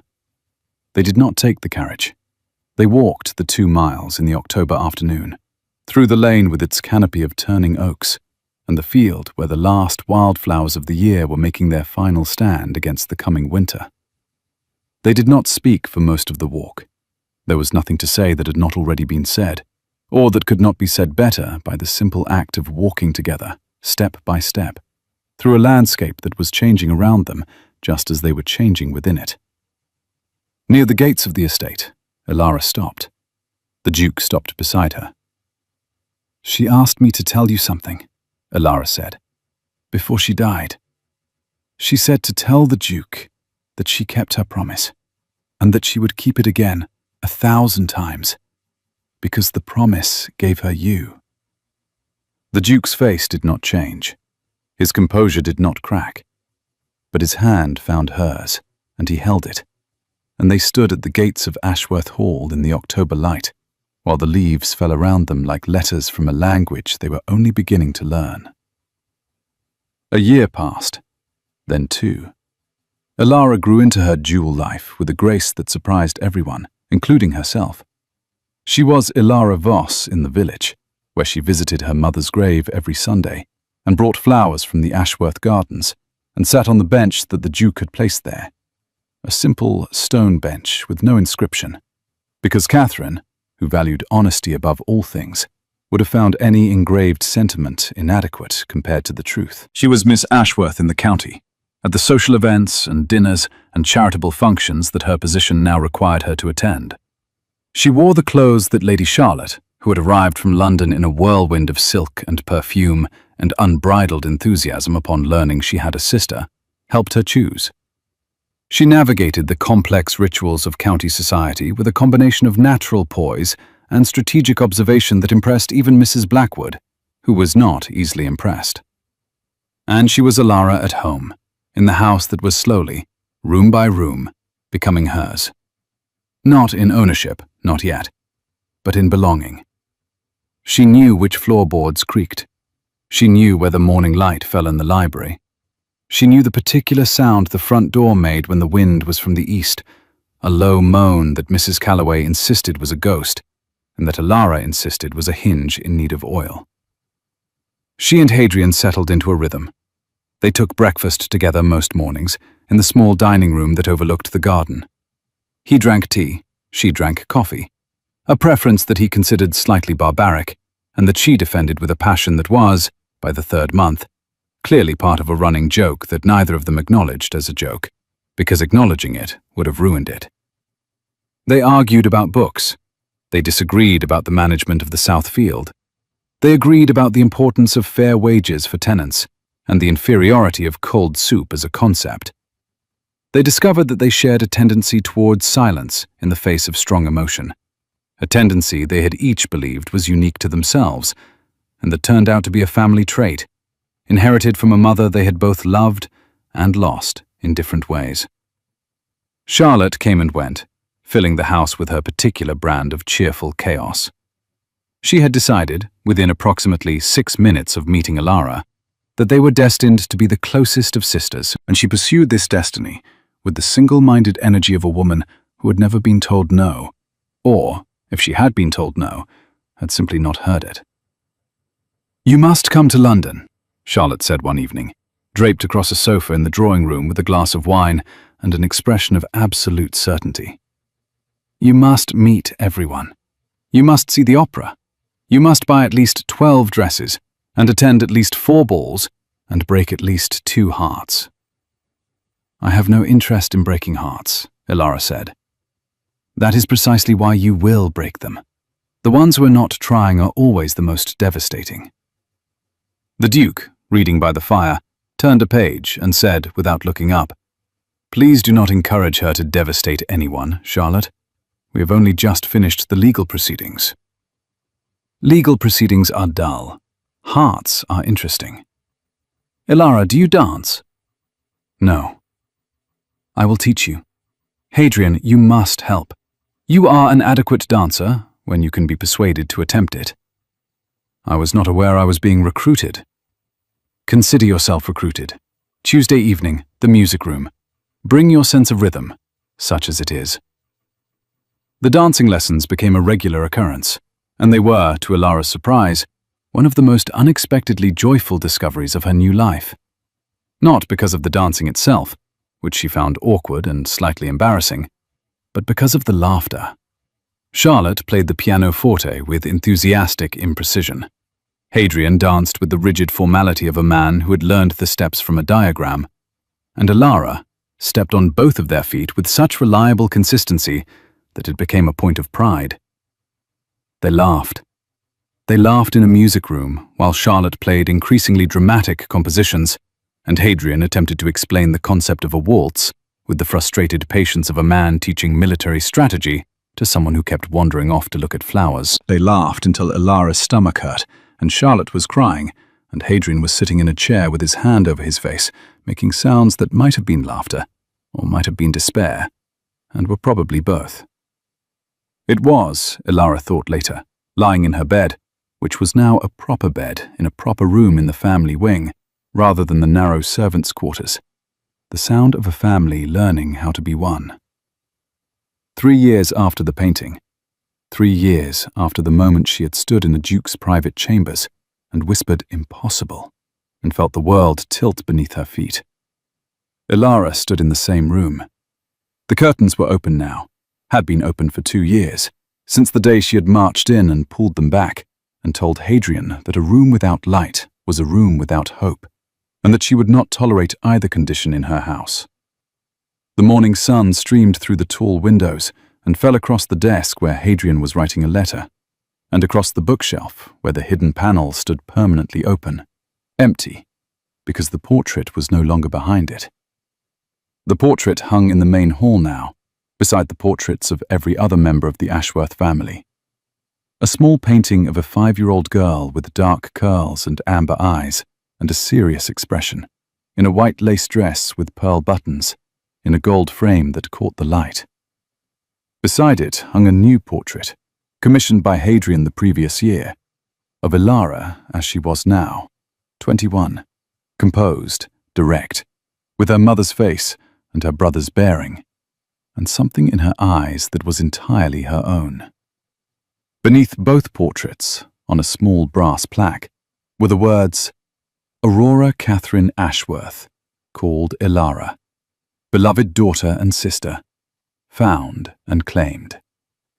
She ran her fingers along the plaque. The metal was warm from the sunlight. "You are going to be late," Hadrian said from the study doorway.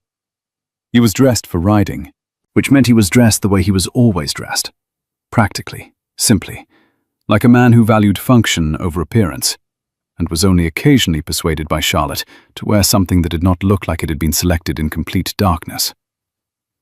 "I am never late." "You are frequently late. You were late to your own acknowledgement hearing."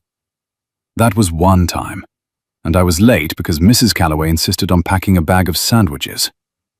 "A decision that proved prescient, as I recall." "I am not arguing about sandwiches at 8 in the morning." "You argue about everything at every hour. It is your most consistent quality." She looked at him. He looked at her. And in the look that passed between them was everything that 3 years had built. Every conversation and every argument and every silence and every laugh. Every moment of recognition and every moment of surprise. The slow, patient, painstaking construction of a relationship that had no model and no precedent. That was not quite the bond between siblings who had grown up together, and not quite the bond between strangers who had found each other, but something new, something entirely its own, built from the ground up by two people who had decided, independently and then together, that the truth was worth more than comfort, and that love was worth more than fear. "Come riding with me," he said. "I do not ride." "I will teach you." "The last time you tried to teach me something, I stepped on your feet for an hour." "Horses do not have feet. They have hooves. Much harder to step on." She laughed. He almost smiled. The morning light filled the hall, and the portraits watched, all of them. 300 years of Ashworths looking down from their frames at the latest addition to their number. A girl who had come to this house with a feather duster and a grey dress, and had found, behind a hidden panel, the truth of who she was. And who she was, she understood now, was not a name or a title or an inheritance. Who she was the sum of every person who had loved her. Catherine, who had given her a home. Hadrian, who had given her back her history. Charlotte, who had given her laughter. Mrs. Calloway, who had given her sandwiches, which was, in its way, just as important. She was Ilara. She was Aurora. She was the carpenter's daughter and the duke's sister and the heir to Ashworth Hall. She was all of these things at once, and she was beginning to understand that this was not a contradiction, but a wealth. Not a confusion of identity, but an abundance of it. The rare and fortunate condition of a person who has been loved by enough people to have more than one name for who she is. "Fine," she said. "I will learn to ride. But if I fall off, you are explaining it to Charlotte." "If you fall off, Charlotte will blame me regardless. She has decided that everything that goes wrong in this household is my fault. Last week she blamed me for the weather." "The weather was terrible." "It was October. October is always terrible. That is not a personal failing." They walked out together, through the entrance hall, past the portraits, past the brass plaque, past the morning light that lay across the stone floor like a golden road. They walked out the front door and into the morning, where Solomon waited with a second horse beside him, A gentle bay mare with kind eyes and a temperament that suggested she had been selected specifically for a rider who might step on things. Ilara looked at the horse. The horse looked at Ilara with an expression of patient resignation. "Her name is Patience," Hadrian said. "Of course it is." She climbed into the saddle. It was awkward and graceless, and she was absolutely certain she was doing it wrong. Hadrian adjusted her grip on the reins with the careful precision he brought to everything, his hands steady, his instructions clear, his voice the low, patient tone of a man who had finally learned that the things worth teaching are the things worth teaching slowly. They rode out across the grounds, side by side, the great house growing smaller behind them, the morning spreading wide and green and open ahead. The air smelled of grass, and the last of the summer roses, and the particular quality of October that is neither warm nor cold, but both. The season of transition. The season of things changing into what they will become next. Ilara rode badly. She gripped too hard and sat too stiffly, and Patience, living up to her name, plodded forward with the calm, philosophical gait of a horse who understood that new riders required tolerance, and that tolerance, while not exciting, was a virtue. Hadrian rode beside her. He did not rush her. He did not correct too often. He was there, a steady presence at her side. The way he had been there, she now understood, for her entire life, even when she had not known it. Even when he had been nothing more than a shadow behind a panel, a name she did not know, a brother she had not yet found. The lake came into view, still as glass, reflecting the sky and the trees, and the two riders approaching its edge. Ilara pulled Patience to a stop and looked out across the water. The world was quiet. The world was wide. "Hadrian." "Yes." "Thank you. For the painting. For the panel you forgot to close. For all of it." He was quiet for a moment. Solomon shifted beneath him, and the morning light caught his eyes, turning the grey to silver, the colour of something old and strong and enduring. "You found it yourself," he said. "I merely failed to hide it well enough." "That is one way to describe it." "It is the modest way. I am practicing modesty. Charlotte says I lack it." "Charlotte is not wrong." They sat by the lake in the morning light, brother and sister, on their horses, looking out at a reflection of the sky that was as clear and complete as the sky itself, a perfect mirror, showing them the world and themselves in it. Together, finally, after all the years of separation and silence and secret paintings and hidden truths. And if the reflection trembled slightly in the breeze, rippling and reforming and rippling again, that was only the water doing what water does, moving and changing and finding its level, always finding its level, no matter how far it has traveled or how many obstacles it has met, always finding its way to the place where it is still and deep and home.